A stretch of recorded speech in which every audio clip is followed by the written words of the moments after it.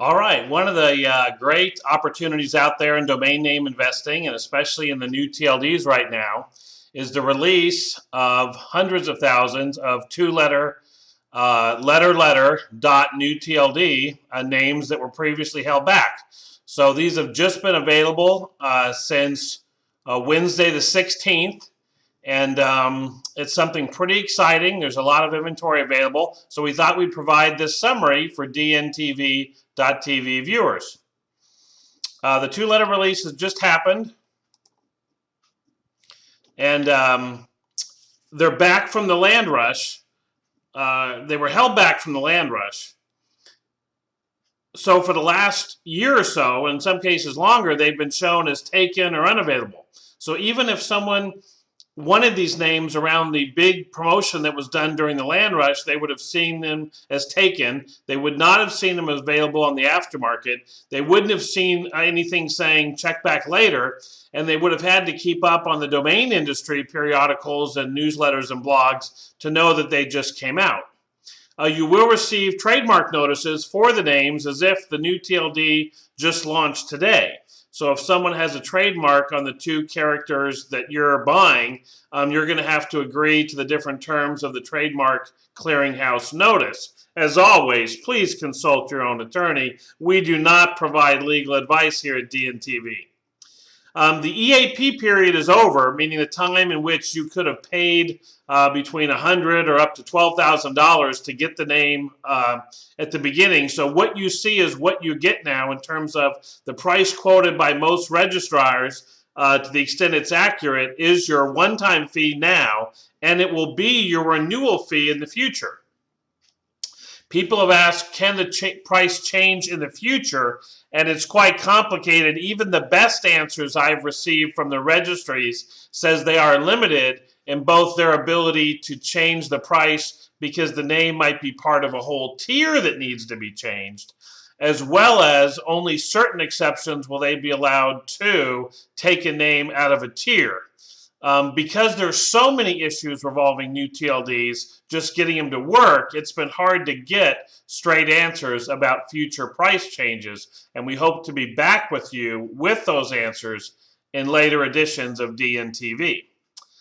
Second thing you have to get ready for is ghost and false positives and negatives abound, meaning it's highly possible you're going to see names that show available that really aren't, and I have to assume also possible that some names that might be available might be shown as taken.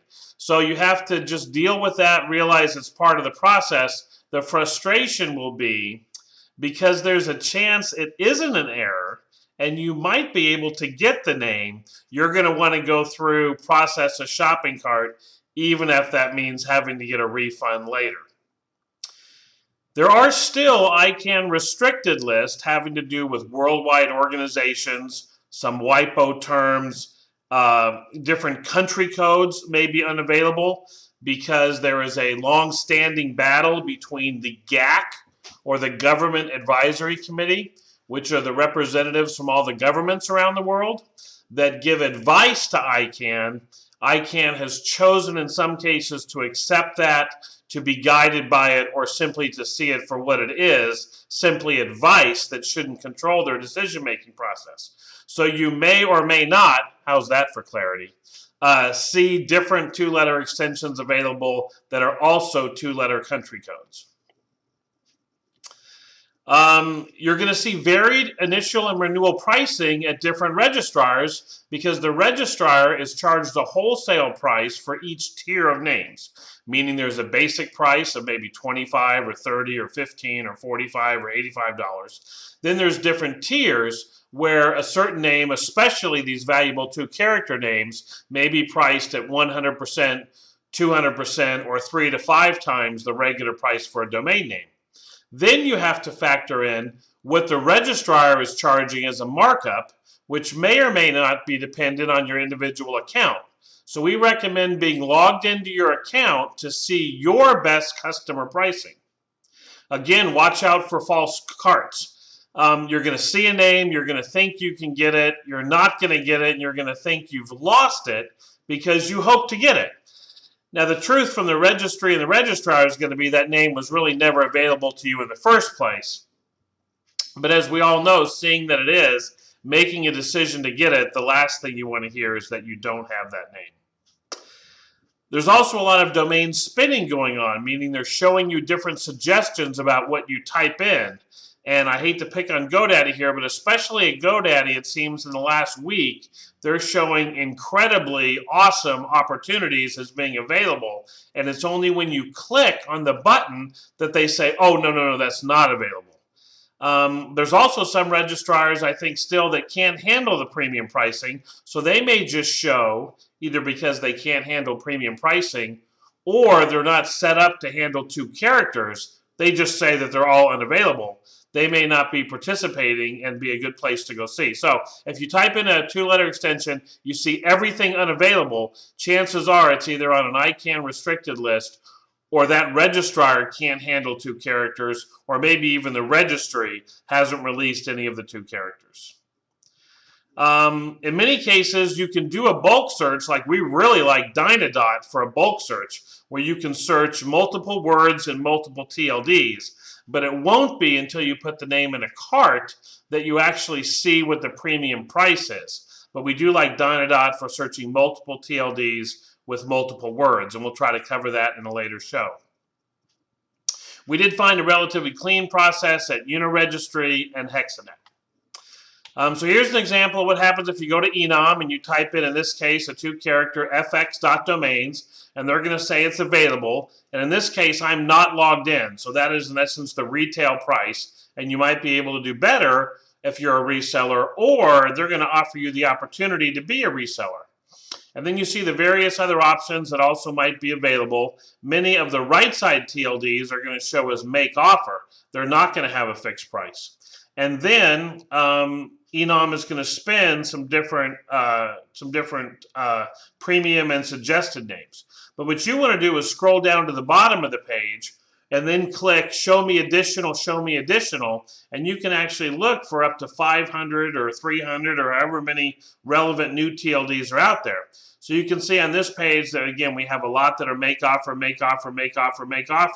then we have fx.surgery, fx.dental, fx.financial, and different ones like that, where you can add them to your cart for that price, and that price is the regular or renewal price, with the caveat being they may not all go through. Here's an example going to Uniregistry, fx.domains, where it was 80 bucks at Enom, it's $72.60 at Uniregistry, and again, this is not being logged in. Also saw these .helps for $2 there while I was there, and thought that might be compelling. It's funny, at one of the registrars, they spun fx.trade as being available.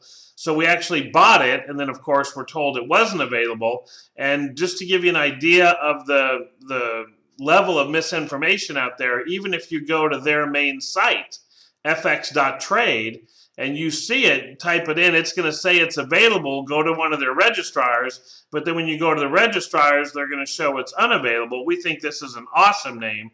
We'd hate to find out that it was available and we didn't get it. If you look in the who is, it's unavailable. And I guess we're just showing you this to show you that it's not all, there's not a lot of clarity out there when it comes to some names, whether they're available or not available. Here's GoDaddy. They show FX domains available. Again, it's a premium renewal name, so it's nice that they show you that. That's the $89.99. That's your renewal price. And if you look down on the bottom here where they show you some suggestions on the right, you'll see fx.web, which they showed me was available for $8.99, you know, for the regular price. And I'm like, hey, that's a great name. I'd love to get it. But then when you click on that green button, it'll say this domain isn't available. So it's just a case where, you know, you think it is, and you really have to click it because there's a chance it might be available. Here's an example of Hexanet. You can put the names in. If we scroll down this page, you would see all kinds of FX names. I did think that if I clicked the New TLDs tab on top, it would only show me new TLDs. But as you can see, it keeps showing premium names and spins other ones. But it was a nice way to add names to your cart, make a watch list, and find out what's available. All right, so the pluses, the pros. The high annual renewal is really like an option in year one. you're paying a $150 to $250 to $350 price that you're going to have to pay each year. But at least at the beginning, you just had to pay 1 year. So as opposed to this premium name being priced at $5,000 or $10,000 or $3,000, you got to pay the $300, although you've promised to pay $300 or $200 or $100 in future years. And that allows you to sell or flip the name with a low entry price in year 1. So that's probably the best thing for a domain investor, looking at these as domain investments that you're looking to sell to someone else. Now, if you're an end user, of course you like this because you don't have to tie up the $5,000 or $6,000 if that's how much these would have been priced out as a one-off price, and you can simply pay it per year as rent. So it's an attractive option both for domain investors and end users. If you're a domain investor, you're going to transfer the future liability to the buyer. You're going to try to sell that name to somebody, and if they are paying, the prices we think some of these might be worth, $15,000 to $20,000, they may see that annual cost of $100 to $200 really as negligible. And because you're not having to pay so much for each name, you can tie up multiple names as opposed to the one-time fee option. So it's easy to go after in year 1. If you don't renew it at the end of the year, you have 100% loss. But one of the ways to think about that is if these names were priced at a one-off fee, you'd have to maybe pay $10,000 to get the name. And at the end of year 1, you may or may not be able to sell it for $9,800. But by only having to pay $200 for the name, and then potentially even if you walk away from it at the end of year 1, you haven't had to tie up that much capital. So we do think they're longer term investments. We do think you're taking a real risk to just buy it and hold these for 1 year. You're hoping that things change dramatically over the course of the 12 months. It's a risky proposition and you're going to lose 100% of your money. But boy, that upside is compelling and appealing. Now let's talk about the cons. On year 2 and on, now the renewal is an expense. Sometimes it's easy to look at the first year cost as an investment in the principal. Well, I paid $200 for this name and I'm hoping to sell it for $5,000 or $3,000 or $10,000. But now when you look on your renewal, now you're like, wow, I begin the beginning of the year with 10 of these names, each of them costing me $200. That's $2,000 a year. I've got to sell $2,000 a year just to break even. Now most agree that the need in the long term for new GTLDs is where they're going to be most successful. Even if you don't see them successful now, it'll be the long-term need for them that'll pay off. So you should look at these as long-term investments, and it might be self-serving to say you're going to sell them within a year, but then once you own them, you're going to keep hearing, oh, it's going to take a while for these to make money. And year 2 onward is now an expense.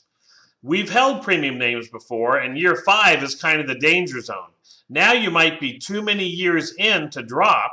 You've paid $1,000, yet you haven't sold it, and it's still hard to sell as a premium.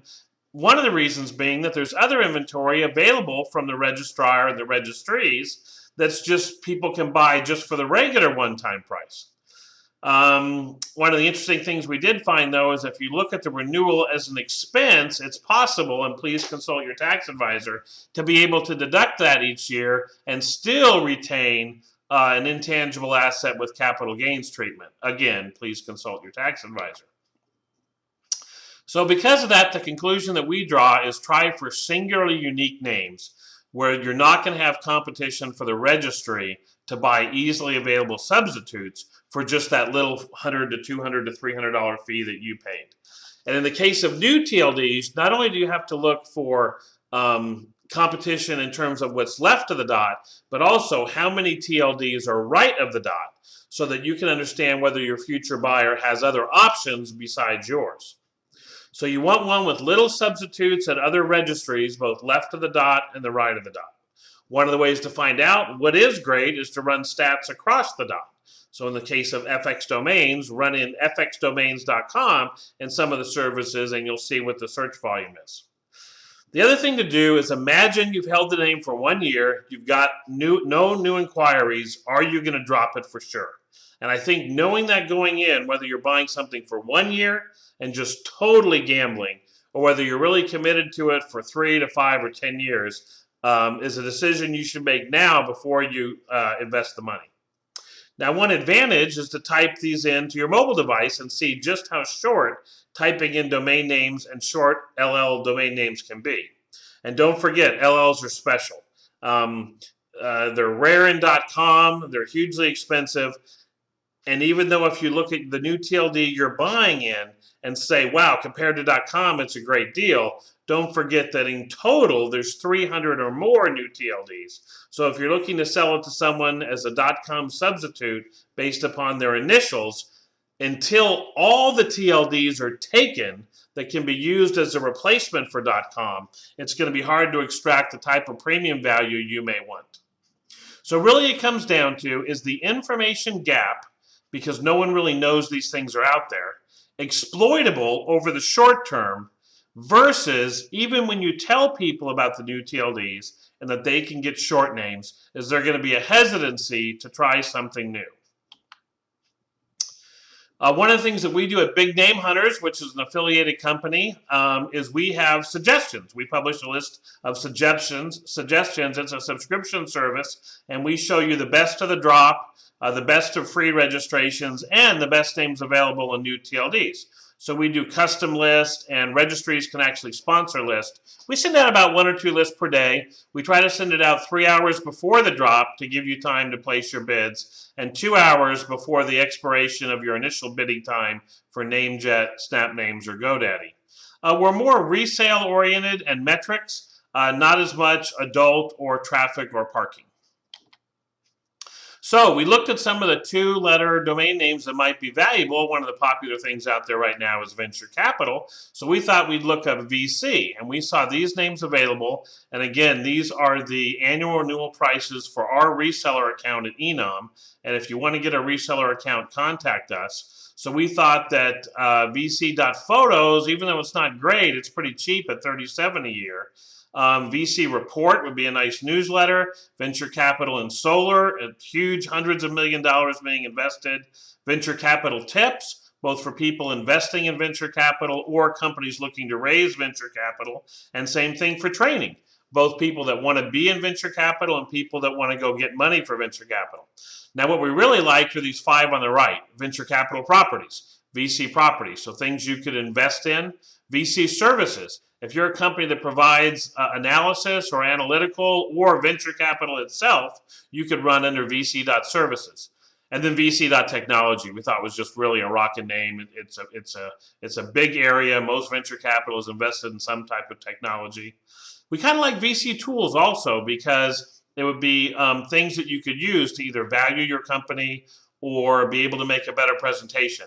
And then VC University, what a great way, much like our domain university, to be able to learn how to present to venture capital or how to be a venture capitalist. Next thing we like, and another area that has a lot of money invested, is Forex. And even though Forex itself is an abbreviation for foreign exchange, we also see FX being used a lot of times as an abbreviation for Forex or even futures trading. So they say the FX markets today did this. So we looked at names that had financial ramifications, and we thought FX.capital, FX.associates, FX.cash, FX.community for a community of traders. Here's FX.domains if you wanted to sell domains related to foreign exchange. FX.financial just sounds terrific together. Careers, FX.careers, FX company, FX directory. You have all the products and services. And FX education was our top pick because the average price for either a lead in this area or some type of information on trading, foreign exchange, or futures is a really highly profitable lead generation area. So that's our report today on some of the 2 characters, both the process and some of the available names. And back to you, Paige.